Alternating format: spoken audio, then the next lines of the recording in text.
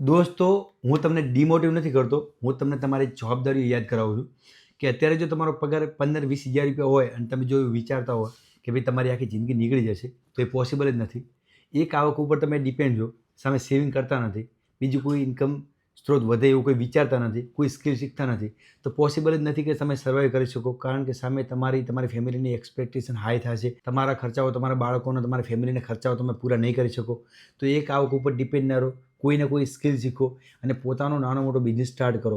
કારણ કે દિવસે દિવસે ખર્ચાઓ વધશે અને એ આવકથી ક્યારેય તમે સર્વાઈવ નહીં કરી શકો અને આગળ જતાં તમારી સામે એટલી બધી મુશ્કેલીઓ આવશે કે તમે કોઈને કહી પણ નહીં શકો. કારણ કે એનું સોલ્યુશન કોણ લાવશે? એક ઉંમર થશે કે તમારા મા બાપ પણ ઘરડા થઈ જશે, ત્યારે તમે કોને કહેશો? કારણ કે બીજું કોણ છે કે જે તમને સપોર્ટ કરે, જે તમને આ તકલીફમાંથી બહાર કાઢે?